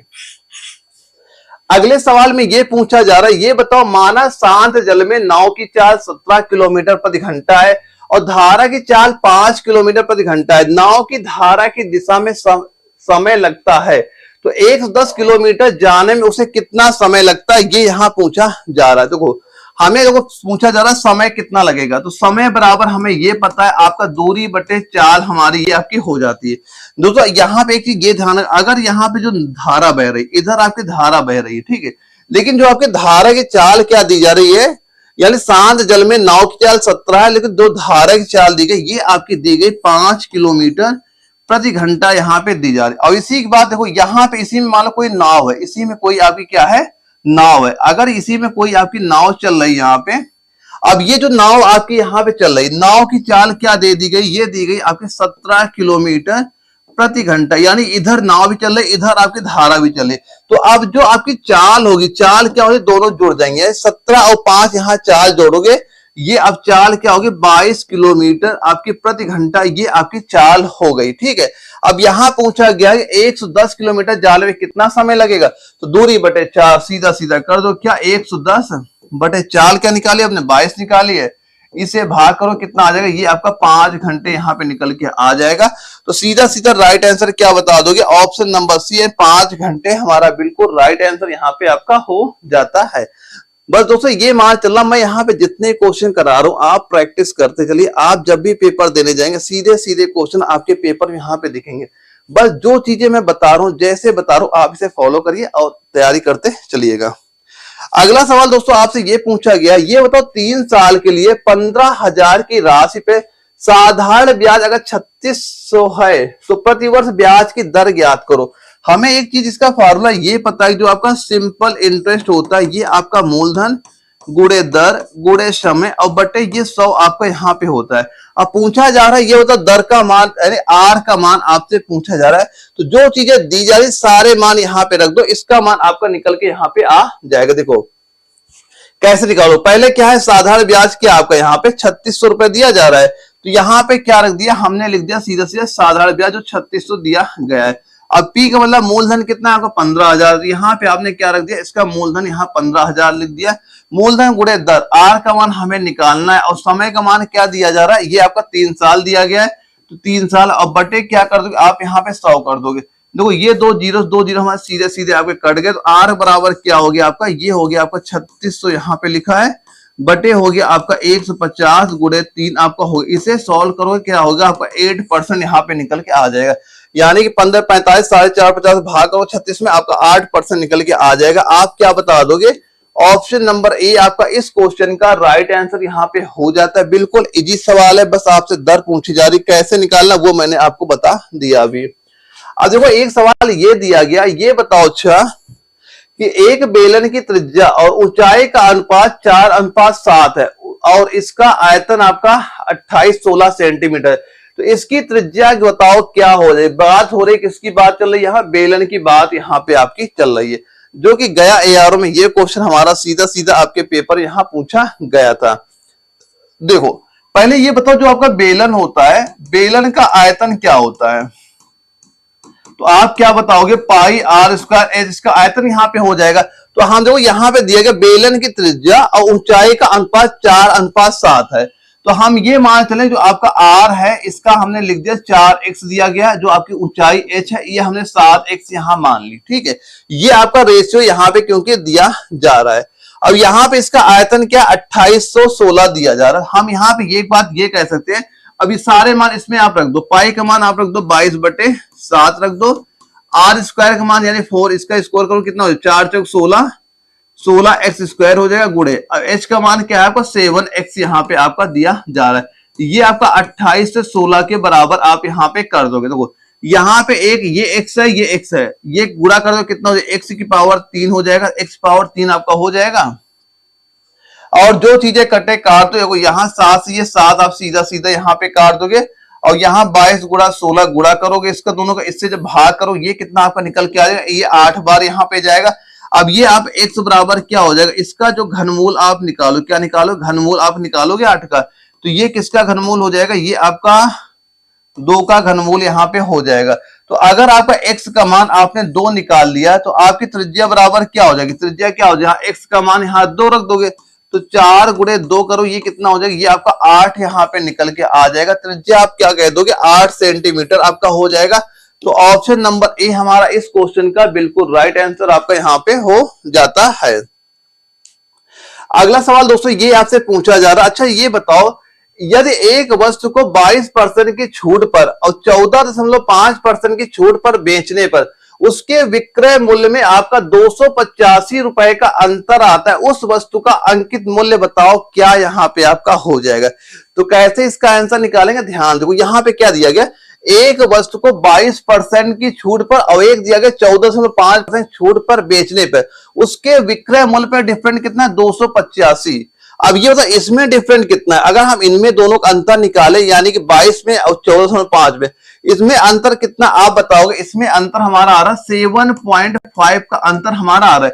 तो ये किसके बराबर है, ये आप लोग यहाँ पे हम ये कह सकते हैं। अगर आप ये बताओ अगर हम माने कि हमारा मार्क प्राइस कुछ भी रहा होगा उसका जब हम इतना डिफरेंट आप ले लोगे 7.5 का ये बराबर आपके आया होगा 285 की, आपके ये आएगा 285 की ये आपका आएगा, जो कि सवाल है सीधा सीधा ये चीज हमें यहाँ पे दी जा रही है।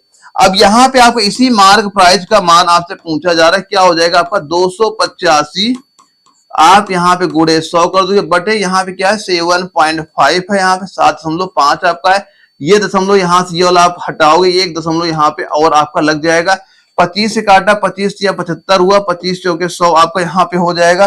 3 से काटो कितना हो 3 9 27 हुआ, 3 5 15 हुआ, ऊपर वाले गुणा कर दो कितना हो जाएगा, ये आपका निकल के आ जाएगा 3800 रुपए। तो क्या निकल के आ गया 3800, यानी मार्क प्राइस क्या हो जाएगा उसका जो यहाँ पे दिया जा रहा है ये आपका हो गया 3800 रुपए हो जाएगा। ऑप्शन सी इसका बिल्कुल राइट आंसर हमारा यहाँ पे हो जाएगा। बिल्कुल नॉर्मल सवाल है और ये आपका नागपुर एआरओ में ये क्वेश्चन सीधा सीधा हमारे पेपर में आपका पूछा गया था। अगला सवाल दोस्तों एक ये पूछा गया, ये बताओ नमक की कीमत में 15% की कमी एक व्यक्ति को 272 में 2 किलोग्राम अधिक नमक खरीदने में सक्षम बनाती है। तो नमक की घटी हुई कीमत प्रति किलोग्राम कितनी आपकी यहाँ पे हो जाएगी। पिछला जो हमने प्रैक्टिस सेट वहां पे किया था यही सेम सवाल आपको मैंने कराया था, जो कि आपका रिपीट क्वेश्चन यहाँ पे हुआ था।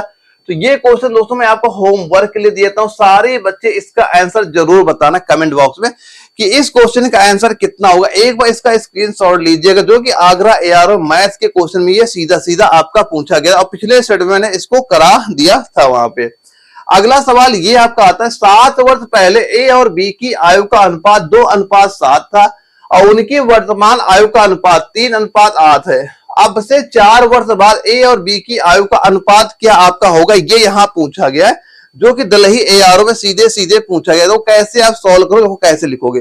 पहले यहाँ पे लिखा है 7 वर्ष पहले ए और बी की आयु का अनुपात, हमने क्या लिख दिया, यहाँ पे आपने लिखा ए लिख दिया, यहाँ बी लिख दिया और यहाँ पे हमने एक चीज ये लिखी 7 वर्ष पहले। 7 वर्ष पहले का दिया जा रहा है, इनका रेशियो क्या था आपका 2:7, 2:7 का दिया जा रहा है। इसके बाद दिया गया कि वर्तमान आयु का अनुपात। अब यहाँ पे एक चीज आपने ये लिख दिया, क्या वर्तमान, वर्तमान आयु का अनुपात क्या दिया जा रहा है, ये दिया गया 3:8, 3:8। देखो जब भी दोस्तों ये सवाल आपको कभी भी पूछा जाए वहां पे पहले ये निकालो इनके बीच का डिफरेंट कितना। हम देख रहे हैं कितना हो रहा है, 5 का अंतर है। यहाँ पे कितना अंतर हो रहा है, यहाँ बता रहे 5। बस जैसे इन दोनों का 5 का अंतर है तो आपको कुछ करना ही नहीं वहां पे। अगर ये अंतर दूसरा आपका होता, हम उसे अंतर बराबर करते। जो पिछले स्टेट मैंने कराया था इनका अंतर अलग था तो हमने अंतर वहां बराबर किया था। अगर इन दोनों का अंतर बराबर होगा, बस यहाँ पे अब ये चेक करना है कि यहाँ पे कितना अंतर है। तो आप देख रहे हो यहाँ पे केवल 1 यूनिट का अंतर है यहाँ पे, लेकिन यहाँ पे कितना अंतर है, यहाँ पे आपका 7 वर्ष का, क्योंकि ये 7 वर्ष पहले की बात हो रही है, यहाँ वर्तमान की बात हुई, 7 वर्ष का अंतर है। तो यहाँ पे हम ये एक बात कह सकते हैं कि आपका जो 1 यूनिट है ये बराबर आपके 7 वर्ष के यहाँ पे दिया जा रहा है। ठीक है, तो अब ये बता दो, अच्छा अब ये इनका रेशियो क्या दिया गया, वर्तमान का रेशियो दिया गया है। तो ये बताओ अब ए की उम्र क्या है, बी की उम्र वर्तमान में क्या आपकी हो जाएगी। तो 1 बराबर 7 के 3 बराबर क्या होगी, ये आपकी 21 वर्ष हो जाएगी। ये कितना हो जाएगा, 8 से 56 वर्ष आपका हो जाएगा। लेकिन सवाल हमसे ये पूछा जा रहा है कि ये बताओ ए और बी की आयु का अनुपात 4 वर्ष बाद, कितने वर्ष, 4 वर्ष बाद। तो इसमें अगर 4 वर्ष जोड़ो कितना हो जाएगा, ये आपका 25 हो गया, इसमें 4 जोड़ो ये आपका 60 हो गया। इनका अब अनुपात 5 से काट दो, 5 से काटा 5 बार जाएगा, 5 के 5, 5 दूना, तो इनका रेशियो क्या हो गया 5:12 का आपका यहाँ पे आ जाएगा। तो ऑप्शन नंबर डी इसका बिल्कुल राइट आंसर इस क्वेश्चन का हमारा आपका हो जाता है। एक बार इसका स्क्रीनशॉट ले लीजिएगा, बाद में इसकी प्रैक्टिस वहां पे कर लीजिएगा। एक अगला सवाल आपका ये था कि जो कि गया एआरओ में आपके एग्जाम में आया था, इसमें ये पूछा गया है उन सभी 2 अंकों की संख्याओं का योग ज्ञात कीजिए जो आपके 2, 3 और 4 में से प्रत्येक से विभाज्य है। यानी 2 अंकों की संख्या है, पहले बताओ है कितनी। पहले तो आपको ये करना है यहाँ पे कि आपका 2 और 3 और 4 इनका अगर आप क्या निकालोगे, मासापा निकालोगे, तो इसका जो आपका HCF होगा वो आपका क्या हो जाएगा, ये आपका 12 हो गया। क्या होगा, HCF यहाँ पे 12 आपका हो गया। तो अब ये बताओ, अब हमें 2 अंकों की संख्याएं निकालनी है, यानी कि 2 ही अंक होने चाहिए, इससे ज्यादा अंक वहां पे नहीं होने चाहिए। तो क्या क्या संख्या हो जाएंगे, एक तो आपकी क्या होगी 12 होगी, फिर क्या हो जाएगी 12 12, 12 24, 12 36, 12 48, 12 5 60 हुआ, फिर 12 72 हो जाएगा, फिर 12 84, 12 96, 12 108। 108 में आपके 3 अंक हो जाएंगे, लेकिन हमें लेने कितने 2 अंक लेने। तो ये हमारे सारे संख्याएं आपकी हो जाती है। अब पूछा जा रहा है कि ये बताओ अच्छा उन संख्याओं का योग। अब इन सभी को आप जोड़ दो, इनको आप जोड़ो कितना आपका आ जाएगा, इनको सभी को जोड़ो, 12 में 24 जोड़ दिया 36 हो जाएगा, 8 4 2 10 4 12 6, इनको आप जोड़ो कितना होगा, ये हो जाएगा आपको 432। इनका जोड़ कितना हो जाएगा 432, यहाँ पे जोड़ आ जाएगा। तो आप इसका राइट आंसर क्या कह दोगे, ऑप्शन नंबर सी आपका बिल्कुल राइट आंसर इस क्वेश्चन के यहाँ पे आपका हो जाता। पहले क्या करना, इसका आपका HCF निकालना है। फिर जो निकलेगा 2 अंकों कितनी संख्या आपकी बन सकती है, इतनी संख्या बन सकती है, क्योंकि इसमें हमारे 2 ही अंक होने चाहिए।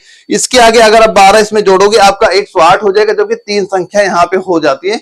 हमें केवल 2 संख्याओं तक ही यहाँ पे लेना था। देखो अगला सवाल ये आता है कि एक छात्रावास में 90 छात्र हैं। नए प्रयोगों के कारण 30 नए छात्र भोजनालय में शामिल होते हैं और भोजनालय के दैनिक खर्च में आपका 560 की वृद्धि होती है, जबकि प्रति छात्र औसत व्यय में 10 रुपए कम हो जाता है। तो भोजनालय की मूल दैनिक व्यय कितना आपका था, ये पूछा गया है कोल्हापुर एआरओ में। ये सीधा सीधा क्वेश्चन आपका पूछा गया था। दोस्तों ये क्वेश्चन थोड़ा आपका लैंग्वेज लेंथी है, थोड़ा बड़ा सवाल है, ध्यान से आप एक बार यहाँ पे देखिएगा। अगर यहाँ पे एक चीज हम ये लिख सकते हैं, हमने सीधा सीधा ये लिखा कि हमने एक माना की औसत, हमने कोई चीज मान ली, माना औसत हमने ये मान लिया, माना औसत हमने x मान लिया। अब ये बताओ अच्छा, तो आपका बताओ खर्चा कितना हो जाएगा। अब बताओ खर्चा आपका कितना हो जाएगा। अगर टोटल आपके 90 छात्र हैं, अगर प्रत्येक 90 छात्र आपका x रुपए खर्चा करता होगा, तो कुल खर्चा हमारा कितना हो जाएगा आप बता दोगे। 90x हमारा इतना रुपए खर्चा आपका हो गया। अब देखो, अब इसमें बोला गया जब आपके 30 नए छात्र भोजनालय में शामिल होते हैं और भोजनालय के दैनिक खर्च में आपके 560 की वृद्धि हो जाती है, तो यहां पे हम ये कह सकते हैं कि जब आपका एडमिशन वहां पे लिया, जब यहां पे हम ये कह सकते हैं कि जब एडमिशन के बाद एक पॉइंट ये नोट करें, एडमिशन के बाद 30 अधिक शामिल हुए छात्र, कितने शामिल हुए 30 अधिक यहां पे शामिल आपके हो जाते हैं। तो अब यहां पे कुल खर्चा क्या हो जाएगा, अब ये बताओ, अब कुल खर्चा अब कितना आपका हो गया। तो कुल खर्चा हमारा कितना आपका हो गया। पहले तो हमारा खर्चा कितना 90x था, पहले खर्चा हमारा क्या 90x ही तो था हमारा, लेकिन अब क्या हो जाएगा, यहां बोला गया 560 रुपए अधिक आप खर्चा हो जाते हैं। तो ये 560 रुपए और आप यहाँ पे जोड़ देंगे। लेकिन यहाँ पे एक चीज और ये भी बोली जा रही है कि जो आपका औसत खर्च है, पहले शायद ये देखना क्या क्या दिया जा रहा है यहाँ पे। जो आपका औसत खर्च है, पहले औसत खर्च हमने क्या माना था, ये आपने x माना था, लेकिन यहां पे बोला गया जो औसत वे आपका 10 कम हो जाता है। ये आपका कितना हो गया 10 आपका यहाँ पे कम आपका कर दोगे, इतना आपका हो जाएगा। तो यहाँ पे हम एक चीज ये बोल सकते हैं, पहले 90 छात्र से 30 और आगे अब छात्रों संख्या कितनी हो गई, ये आपकी 120 हो गई। अब जहां पहले हम खर्चा क्या 90x करते थे यहाँ पे कि पूरा 90 संख्या गुणा करते थे, यही हमने 120 लिख दिया। पहले हमारा औसत क्या था, ये x था यहाँ पे, अब कितना x माइनस 10 है। यहाँ पे आप x माइनस 10 सीधा सीधा आप लिख दोगे, बराबर किसके बराबर ही होगा, ये बराबर आपका हो जाएगा 90x प्लस का आपका ये हो गया 560 के बराबर आपका ये यहाँ पे हो जाता है। अब इसे सॉल्व करो और यहाँ पे निकालो कितना मान आ गया। जब इसे सॉल्व करोगे इसका मान बताइए आपका कितना यहाँ पे हो जाए, 560 वहां पे लिखा है। तो यहाँ पे हम देखो, आप इसको खोलोगे फिर सॉल्व करो, ये आपका हो जाएगा 30x बराबर ये हो गया 1760 के आपका हो गया। तो यहाँ पे देखो 30x बराबर 1760 हो गया। तो यहाँ पे ये बता दो 90x बराबर क्या होगा, इसका 3 गुना कर दो, क्या हो जाएगा आपका 5280 आपका हो जाएगा। तो यहाँ पे हम क्या कहते हैं, कुल खर्चा कितना हो जाएगा 5280 रुपए हमारा राइट आंसर आपका यहाँ पे हो जाएगा। तो इसका जो ऑप्शन नंबर बी है आपका राइट आंसर यहाँ पे हो जाएगा। एक बार इसका स्क्रीनशॉट आप लीजिएगा, बाद में प्रैक्टिस आप करिए कैसे इसको आप यहाँ पे सॉल्व कर सकते हैं, जो कि कोल्हापुर एआरओ में सीधे सीधे क्वेश्चन आपके एग्जाम में पूछा गया था। एक बार इसका स्क्रीनशॉट आप यहाँ पे ले लीजिएगा। अगले सवाल में ये पूछा जा रहा है कि 2 रेलगाड़ियां एक स्टेशन से एक ही समय पर एक ही दिशा में 90 किलोमीटर प्रति घंटा 80 किलोमीटर प्रति घंटा की चाल से चलती है, तो 5 घंटे बाद दोनों रेलगाड़ियों के बीच की दूरी क्या हो जाएगी। देखो दूरी पूछी जाए, दूरी बराबर क्या होता है, ये होता है चाल गुणे समय हमारा हो जाता है। अब ये बताओ, जब दोनों रेलगाड़ियां एक ही दिशा में चलती है तो उनकी जो चालें होती है, चालें आपकी जुड़ जाती है। तो यहाँ पे जो चाल लिया है, चाल आप यहाँ पे कितना कर दोगे, दोनों चालें देखो यहाँ पे क्या लिखा है, देखो 2 रेलगाड़ियां एक स्टेशन से एक ही समय पर एक ही दिशा में 90 किलोमीटर प्रति घंटा 80 किलोमीटर प्रति घंटा की चाल से चलती है। 5 घंटे बाद दोनों रेलगाड़ियों के बीच की दूरी बताओ क्या यहाँ पे हो जाएगी। 2 रेलगाड़ियां एक स्टेशन से एक ही समय पर एक ही दिशा में एक ही दिशा में बोला गया, यानी एक ट्रेन अगर इधर चल रही है, दूसरी ट्रेन आपकी इधर चलेगी, क्या हो रही, दोनों क्या आमने सामने एक ही दिशा में चल रही है, यानी क्या चल रही है, एक ही दिशा में आपकी चल रही है। अगर इसकी चाल यहाँ पे क्या नहीं, एक दिशा का मतलब तो ये हो जाएगा कि एक ट्रेन इधर चल रही है, दूसरी ट्रेन आपकी इधर चल जाएगी। तो दोनों ट्रेनें क्या हो, एक ही दिशा में आपकी चल रही है। तो यहाँ देखो क्या हुआ, अगर एक की चाल आपकी क्या है, एक की चाल आपकी 90 दी गई, एक की चाल आपकी यहाँ पे 80 दी जा रही है।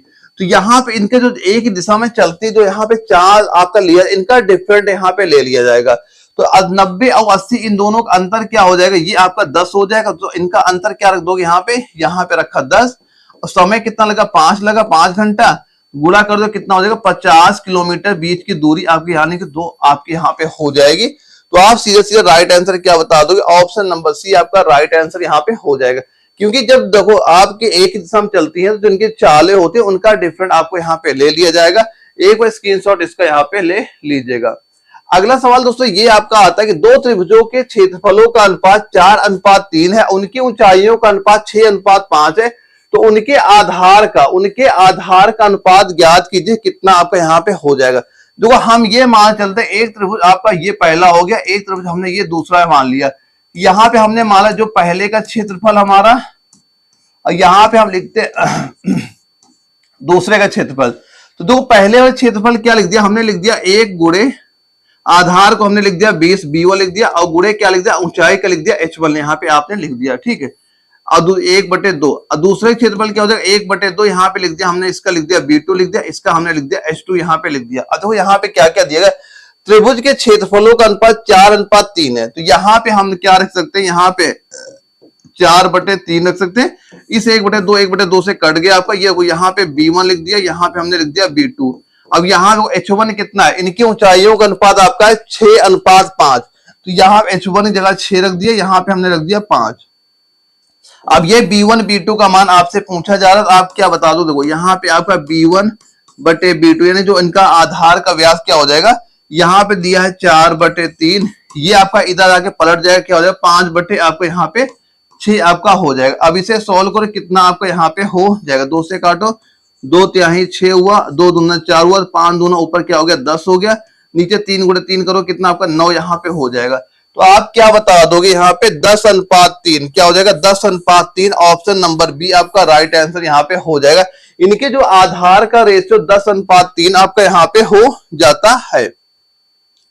एक अगला सवाल और आता है कि पूछा गया 42 मीटर, 63 मीटर, 84 मीटर और 105 मीटर की लंबाइयों को पूर्णतः मापने के लिए उपयोग की जाने वाले उच्चतम, देखो कभी अगर आपका उच्चतम लंबाई आपका पूछा जाए वहां पे बस सीधा सीधा HCF निकाल दो, उनका HCF निकाल दो। आप देखो क्या क्या दिया जा रहा है, ध्यान से देखिएगा। यहाँ पे एक संख्या लिखी है आपका 42, 63, यहाँ पे लिखा 84 और यहाँ पे लिखा आपका 105, क्या लिखा 105। अब इसका HCF आप कई तरह से निकाल सकते हैं। पहले आप एक निकालो डिफरेंट को, इनका डिफरेंट कितना है, इनका डिफरेंट निकालो। यहाँ बताओ 21 का अंतर है, यहाँ भी आपका 21 का अंतर, यहाँ पे आपका 21 का अंतर। तो हम यहाँ पे ये कह सकते हैं आपका जो HCF होगा वो आपका 21 यहाँ पे हो जाएगा। तो मैक्सिमम लंबाई क्या बता दोगे आप, 21 मीटर आप बता देना, ऑप्शन नंबर बी। ये सबसे आपका ट्रिकी मेथड यहाँ पे हो जाता है। और आप चाहो तो इसका आपको जो बेसिक मेथड से HCF यहाँ पे निकाल सकते हो कि पहले क्या करोगे, सबसे बड़ी संख्या लोगे, फिर उससे छोटी संख्या लोगे, उनका आप गुणनफल से HCF निकालो। तो उससे भी आप HCF जब निकालोगे आपका 21 ही यहाँ पे निकल के आएगा। और सबसे आसान तरीका आपका जो मासापा निकालने को होता है, दो संख्याओं का डिफरेंट ले लो, और डिफरेंट तब तक वहां पे लेते चलो जब तक दोनों संख्याओं का मान 0 ना हो जाए या तो बराबर आपका हो जाए। यहाँ मान सभी के बराबर आ गए, हम बता दें HCF आपका 21 यहाँ पे हो जाएगा, जो कि आपका राइट आंसर हो जाता है। अब देखो आपका अगला सवाल यहाँ पे ये आता है, ये बताओ, अच्छा रीजनिंग का सवाल है, निम्नलिखित प्रश्नों में से उस युग्म का चुनिए जो कि अन्य 3 प्रतिक्रियाओं से भिन्न है, जो कि आगरा ARO में क्वेश्चन पूछा गया था। दोस्तों जब भी ये क्वेश्चन आपके पूछे जाएंगे ना, आपको पहले ये देखना है कि आखिर क्या चीज यहाँ पे लग रही है, कि आप इससे बताओ 170 से 39 कैसे आ सकता है, 164 से 41 कैसे आया, 198 से 66 कैसे आया, 213 से 71 ये कैसे आया, ये कैसे है, सबसे पहले आपको ये निकालना है। देखो यहाँ पे हम अगर ये चीज करें, अगर देखो 170 को हम 3 से भाग कर दें, यानी 117 आपके लिखा है, अगर इसको हम 3 से भाग कर दें, हम देख रहे हैं 39 यहाँ पे निकल के आ रहा है। ये तो मतलब हम अगर ये कहते हैं 3 से भाग कर दिया, अब इसमें 3 से आने, अगर इसमें अभी को चेक कर ले, देखो यहाँ पे अगर 198 लिखा है, इसको अगर 3 से भाग करते यहाँ भी हमारा 66 आ गया, ठीक है। अगर हम 213 जो लिखा है यहाँ पे 213, इसको अगर 3 से भाग कर दे तब भी हमारा ये 71 आपका आ गया। यानी इस संख्या को जब हम 3 से भाग कर आ रहा, लेकिन इसमें हमारा नहीं आ रहा है, और यही चीज हमसे पूछी जा रही है कि कौन से भिन्न है, तो हम ये कह देंगे कि ऑप्शन नंबर जो बी आपका दिया गया ये आपका भिन्न हो जाए, क्योंकि ये सारी एक तिहाई संख्या आगे लिखी जा रही है, उनका हम एक तिहाई करते हैं, अगली संख्या हमें मिल जा रही है। लेकिन ऑप्शन नंबर बी वाले में ऐसा कुछ यहाँ पे लागू नहीं हो रहा है। देखो अगला सवाल आपका ये पूछा जा रहा है कि ये बताओ पहले दो शब्द के बीच सही संबंध ज्ञात कीजिए और दिए गए विकल्पों में से उल्लिखित शब्द का चयन करो। देखो यहाँ पे लिखा है संक्रामक रोग, मलेरिया। मलेरिया क्या है? संक्रामक रोग है आपका। अब यहाँ पे लिखा असंक्रामक रोग कौन सा हो जाएगा? तो दोस्तों यहाँ पे जो आपका कर्क रोग है ना, ये कर्क रोग, ये क्या हो जाएगा? आपका असंक्रामक रोग हो जाएगा। ये सारे संक्रामक रोग ही होते हैं, यानी वायरस से ही आपके होते हैं, लेकिन कर्क रोग यहाँ पे आपका असंक्रामक रोग आपका यहाँ पे हो जाएगा। तो यहाँ पे आप क्या लिखोगे? यहाँ पे हमारा आएगा क्या? कर्क रोग आपका आ जाएगा। क्या होगा? कर्क रोग हो जाएगा। तो ऑप्शन नंबर डी इस क्वेश्चन का आपका राइट आंसर यहाँ पे हो जाता है। देखो अगला सवाल आपका ये आता है, अब इसमें बताओ इसका राइट आंसर यहाँ पे क्या हो जाएगा? निम्नलिखित प्रश्नों में दिए गए विकल्पों में से संबंधित संख्या का एक समूह चयन करें, जो कि आगरा एआरओ में क्वेश्चन पूछा गया। अब ये बताओ यहाँ पे हम क्या संख्या रख सकते हैं, आपको ये बताना है। देखो पहले चीज ये ध्यान दो, यहाँ पे क्या लिखा? 588। देखो यहाँ पे हम लिख दिया 588 आपका लिखा गया है। इसके आगे लिखा है आपका 488, 488। अब यहाँ पे लिखा गया आपका 293, 293। अब हम बताना आगे कौन संख्या यहाँ पे आगे। दोस्तों ये बताओ, अच्छा जो आगे 588, अगर इनको हम सभी संख्याओं को जोड़ दें, 588 इन संख्याओं को जोड़ोगे, इनका जोड़ हम देख रहे हैं कितना निकल के आ रहा है? 16 निकल के आ रहा है। 8 16, 8 16 16। देखो यहाँ पे जोड़ो कितना है? 5 8 3, 5 8 3, हाँ 3 कर लो। हाँ क्या लिखा? 5 8 3 लिखा है ना, तभी 16। यानी जब आगे 5 8 3 है, 5 8 3 को आप जोड़ो कितना आ गया? 16 आपको निकल के आ रहा है। अब यहाँ पे जो आपके 488 है, इनको जब आप यहाँ पे जोड़ रहे हैं, यहाँ पे हम देख रहे हैं कितना हो रहा है? 20 हो रहा है। यानी 4 जोड़ो, 4 में 8 जोड़ो, 8 में 8 जोड़ो, यानी इन सभी संख्याओं को जोड़ा हमने 20 है। हम यहाँ पे ये चीज देख रहे हैं, ये कितना बढ़ रही संख्या हमारी? 4 आपकी बढ़ रही है यहाँ पे। अब यहाँ पे आ जाओ, यहाँ पे अगर जोड़ो 2 9 3, अगर हम संख्याओं को जोड़ते हैं, ये आपका कितना हो रही? 14 हो रही। अब यहाँ पे हम ये भी कह सकते हैं अगली संख्या हमारी आएगी वो आपकी 18 यहाँ पे होनी चाहिए। तो आप ये बताओ कौन संख्या का योग आपका 18 है? तो बताओ 8 है कि 9, 9 ये 18 हो नहीं रही है। 9 10 11 ये 18 हो नहीं रही है।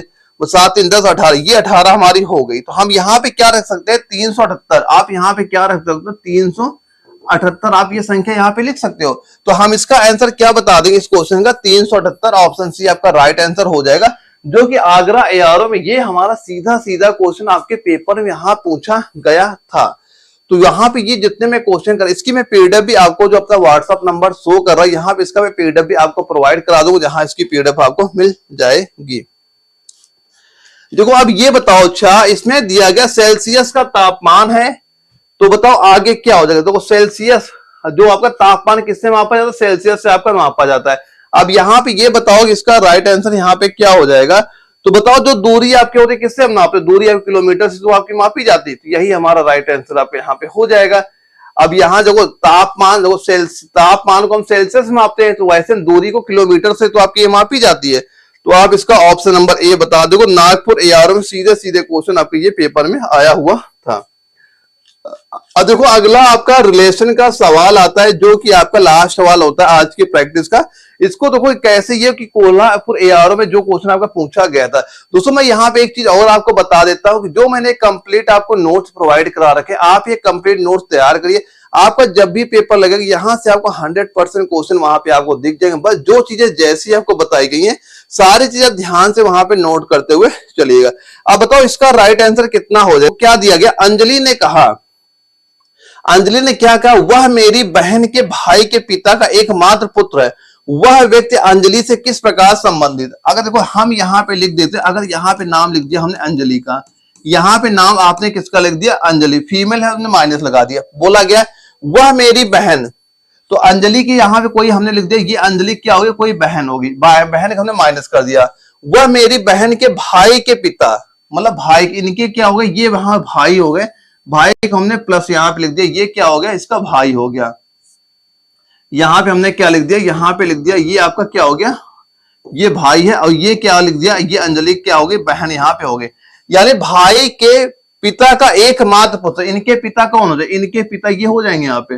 अब ये बताओ, अगर इनके पिता के ये एकमात्र पुत्र हुए, अगर ये पुत्र हुए, ये इसकी बहन हुई, तो ये भी क्या हो जाएगी, इसकी ये भी तो इसकी बहन यहाँ पे हो जाएगी। तो इसमें पूछा जा रहा है, ये बताओ वह व्यक्ति, यानी जो आपका यह व्यक्ति है, वह व्यक्ति अंजलि से किस प्रकार संबंधित है। तो यह व्यक्ति अंजलि से किस प्रकार संबंधित हो जाएगा, तो ये व्यक्ति क्या हो जाएगा, ये अंजलि का क्या हो जाएगा, भाई आपका हो जाएगा।